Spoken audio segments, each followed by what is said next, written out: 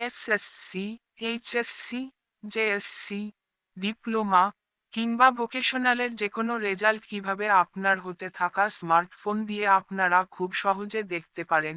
আজকের এই ভিডিওতে সেই নিয়মটা আপনাদের দেখাবো। চলুন কথা না বাড়িয়ে মূল ভিডিওটি শুরু করা যাক। প্রথমে আপনি যে কোন একটি ব্রাউজার সিলেক্ট করবেন। আমি গুগল ক্রোম ব্রাউজার সিলেক্ট করলাম। ব্রাউজারে আসার পর সার্চ বারে লিখবেন educational board result. Educational board result লিখে সার্চ করবেন। এডুকেশনাল বোর্ড রেজাল্ট লিখে সার্চ করার পর আপনার সামনে সর্বপ্রথম একটি সাইট আসবে, এটি সিলেক্ট করবেন। এই সাইটের লিংক এই ভিডিওর ডেসক্রিপশনেও দেওয়া থাকবে। আপনারা এখান থেকেও লিংকে ক্লিক করলে হবে। এই সাইটে আপনার সামনে এ ধরনের একটি পেজ আসবে। এখানে আসার পর আপনাকে প্রথমে আপনার পরীক্ষার নাম সিলেক্ট করতে হবে।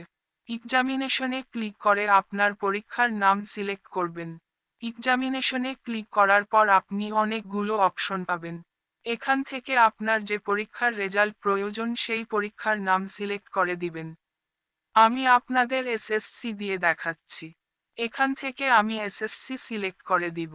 এরপর আপনার পাসিং ইয়ার সিলেক্ট করতে হবে। পাসিং ইয়ার সিলেক্ট করার পর আপনার বোর্ড সিলেক্ট করতে হবে। বোর্ড সিলেক্ট করার পর আপনার রোল নাম্বার দিতে হবে। আমি আমার রোল নাম্বার দিয়ে দিচ্ছি। রোল নাম্বার দেওয়ার পর আপনার রেজিস্ট্রেশন নাম্বার দিতে হবে। রেজিস্ট্রেশন নাম্বার দিয়ে দিচ্ছি। রেজিস্ট্রেশন নাম্বার দেওয়ার পর নিচের দিকে দুইটি সংখ্যা থাকবে। সংখ্যা দুটির যোগফল খালি ঘরে বসাতে হবে। এই সংখ্যাটি এক একজনের এক এক ধরনের থাকতে পারে। আপনার যেটি থাকে সেটির যোগফল দিয়ে দিবেন। যোগফল বসানোর পর সাবমিট রয়েছে, এখানে ক্লিক করবেন। সাবমিটে ক্লিক করার পর দেখেন আমার রেজাল্ট চলে এসেছে। এটাই ছিল মূল নিয়ম। এই নিয়মে আপনি চাইলে খুব সহজেই আপনার হাতে থাকা স্মার্টফোন দিয়ে যেকোনো পরীক্ষার রেজাল্ট দেখতে পারবেন 1 মিনিটে। এই ছিল আমার আজকের ভিডিও।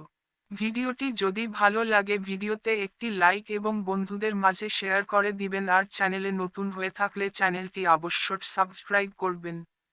তাহলে আজকের মতো বিদায়, আল্লাহ হাফেজ।